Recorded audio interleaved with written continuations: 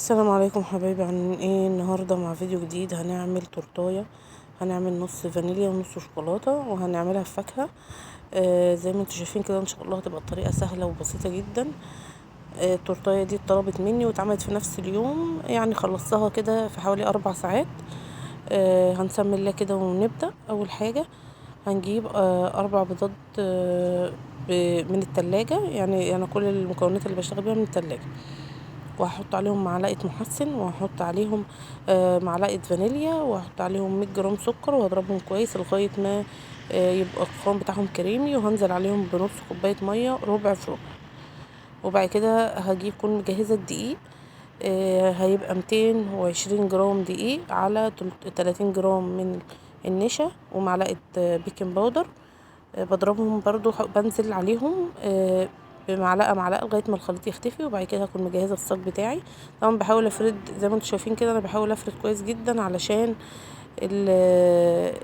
الصاج لما اجي ادخله الفرن ما يبقاش حته عاليه وحته واطيه، علشان بيبقى ساعات كده انا عملته قبل كده وما فردتوش كويس بصراحه، ما كانش مظبوط، كانت الارتفاع بتاعه ما كانش واحد، فلازم نفرده كويس. وهنعمل صاج تاني بنفس الطريقه، بس هيبقى ايه عليه كاكاو. طبعا انا مسرعه الفيديو علشان الفيديو مش طويل عليكم. نفس المقادير عملتها، بس حطيت زودت معلقتين كاكاو. بدخلهم على درجة حرارة 200 في الشبكة اللي في النص. بشغل من فوق ومن تحت. طبعا هجهز هنا الكريم شانتيه، بحط كوبايتين ميه على معلقتين باستري و100 جرام سكر، وبضربه كويس. وبعد كده بنزل عليهم بكوبايه كريم شانتيه. هنبتدي نقطع بقى كده ايه الصاج بتاعي. قلبته وشلت منه طبعا اللي هو الزفاره اللي هي بتبقى على الوش دي. وهجيب معايا ديت مقاس الصينيه دي مقاس 25. فانا طبعا عشان هعمل نصها فانيليا ونصها شوكولاته، فهطلع منها طبقه ونص. وبعد كده الصاج التاني هطلع منه طبقه ونص برضو، علشان يبقوا ايه لما اجي اقسمهم كده يبقوا 3 طبقات نص شوكولاته و3 طبقات نص فانيليا. ده الصاج التاني. برضو بحاول اسلكه كده من الجناب، وبحط ورق من على الوش وانا بقلبه عشان ما يلزقش معايا في الرخامه. وببتدي اطلعه كده واشيل الورق، وابتدي برضو اقطعها بنفس الطريقه دي. البورد بتاعتي مقاس 30، علشان هعملها مقاس 25، فحطيتها على بورد اكبر شويه. طبعا بجيب الناحيه اللي فيها فانيليا، وكون ضربه طبعا الكريم شانتيه وبحط نصه عليه معلقتين كاكاو، وبحطهم في كيس كده، وببتدي افرد على اول طبقه. وحطيت هنا جيلو فراوله في الطبقة دي. وبعد كده ببتدي طبعا احاول على قد ما اقدر اظبط الطبقات، علشان تبقى معايا ارتفاع واحد، وتبقى معايا نفس المقاس، لان انا قطعتهم وبعد كده بصراحة في حتت اتبهدلت مني كده، بس بحاول اظبطها على قد ما اقدر علشان تطلع معايا طبقات واحدة. وبرضو بحاول على قد ما اقدر كده ايه اخلي نص الكريمة ما يدخلش في نص الشوكولاتة، علشان في التقطيع تبقى باينة. بس هي مش بتفرق كتير يعني. انا لغايه دلوقتي بشتغل في سيجان، ما بشتغلش في صواني، علشان انا ببقى زي ما قلت لكم ان انا بشتغل وبرجع من الشغل يا دوبك بجهز ان كان هيبقى عندي اوردر او حاجه، فمش بلحق بصراحه اعمل في صينيه كبيره، لان هضطر اسيبها وقت كبير جدا على ما تبرد. لكن السيجان بنشتغل فيها على طول يعني، بتبرد حاجه يعني، بسيبها مثلا نص ساعه وابتدي اشتغل، فبيبقى سهل معايا. طبعا المقادير اللي انا عملتها دي ممكن انتوا تعملوها في صينيه مقاس 25. هتحطي نص الفانيليا وتحطي نص الشوكولاته، وهتسيبيها على درجه حراره 180 من تحت بس، هتبقى معاكي حلوه جدا. انا بالنسبه لي الوضع مختلف، لازم يعني اشتغل في السيجان اللي هي ال 30 في 40، او الصاج مثلا 25 في 30. انا الصاج بتاعي تقريبا يعني 32 في 42، ازيد 2 سم. انا جلست طبعا التورتيه كده وفردتها من الجناب، وبحاول اشيل الزيادات. طبعا واحنا بنعمل بالسكراب اللي بيشيل الزيادات ده المشرشر، لو انا ماشيه كده لقيت اماكن فيها فراغات ولا حاجه بحاول ارجع عليها تاني.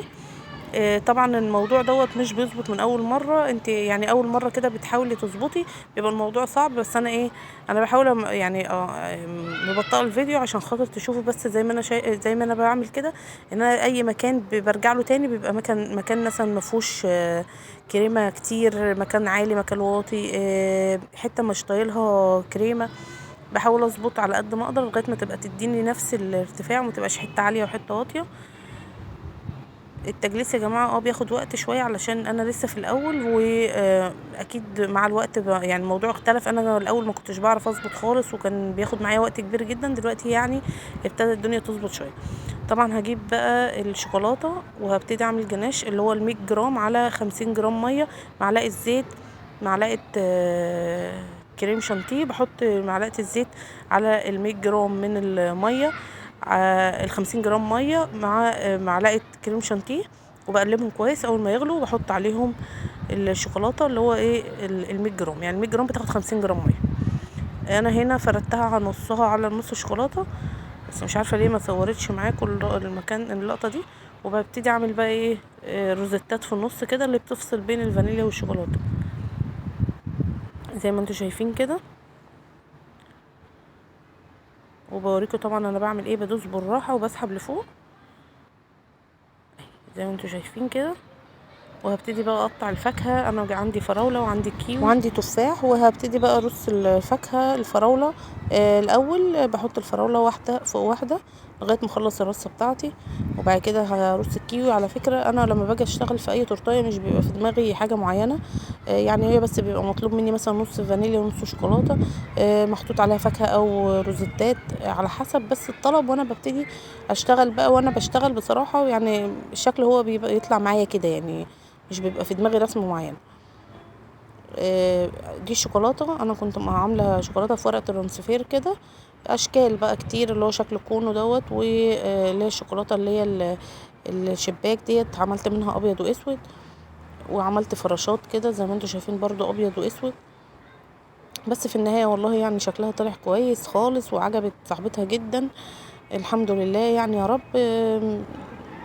فعلا والله انا زي ما بقول لكم قبل كده ان انا ما كانش بيبقى في دماغي موضوع الطرط ده، ما كانش في دماغي خالص. بس لما اشتغلت في الموضوع لقيته مش صعب يعني زي ما كنا متخيلين. وطبعا كل ما ايدك بتشتغل في الحاجه ايدك بتظبط، والسبونش بيظبط معاكي الارتفاع بتاعه، التجليد برضو، روزيتات، الحاجات دي كلها مش من اول مره. طول ما انت شغاله، طول ما انت بتكتسبي مهارات وبتعرفي السوا وبتعرفي الارتفاعات وبتعرفي المقاسات، بتعرفي حاجات كتير قوي. لو انت هتشتغلي عادي اشتغلي ما تقلقيش. يعني انا لما بدات والله يا جماعه كان الموضوع بالنسبه لي هيبقى صعب قوي، لان انا بشتغل وبرجع من الشغل على الساعه 4 ومعايا نونه صغننه عندها سنه، يعني المفروض ان هي تبقى معطلاني. بس والله يعني انا اي نعم ما باخدش اوردرات كبيره، ومش كل الشغل بقدر اعمله، وما بيطلع عيني بصراحه على ما اصور وعلى ما احاول اسجل. انا حتى بسجل وانا في الشغل واكيد في دوشه جنبي، بس برضو يعني انا بحاول وبقول هو ربنا معايا. ده يعني عشان يشجع اي واحده ممكن تكون قاعده في البيت تقدر تبتدي مشروعها، وتبتدي تعمل صفحه على الفيس وتنزل حاجات، تقول انا بعمل بوكسات، تعمل عروض. والله هيجيلها شغل كتير جدا. انا اقسم بالله لما بدات تاني يوم جالي شغل وجالي اوردر كبير اعمله، وكنت واخده اجازه يعني وقدرت اعمله، وناس كتيره جدا بتطلب مني الحمد لله شغل. بس انا للاسف الوقت، بس يعني ده تحفيز جامد جدا لاي واحده قاعده في بيتها. ربنا معاكم يا رب ويحسن ما بين ايديكم ويكرمكم. انا عدت المقطع ده تاني عشان اقول لكم الكلمتين دول، ويا رب يكون الفيديو خفيف واستفدتوا منه. والله ما فيها مجازفه ولا حاجه، ان شاء الله ربنا يعني يكرم الكل، وتبقى يعني حاجه كده فتحه خير للكل ولقمه عيش لاي ست قاعده في بيتها وتسلي نفسها، وفي نفس الوقت تتعلم وتقدر تعمل حاجات لبيتها ولعيالها. عيد ميلاد ابنك، اي مناسبه هتلاقي نفسك ايديكي مشيت في الموضوع. جربي ما هتخسري حاجه، وربنا معاكم يا رب كلكم. وشكرا ليكم. يا ريت ما تنسونيش بقى في اللايك واشتراك في القناه.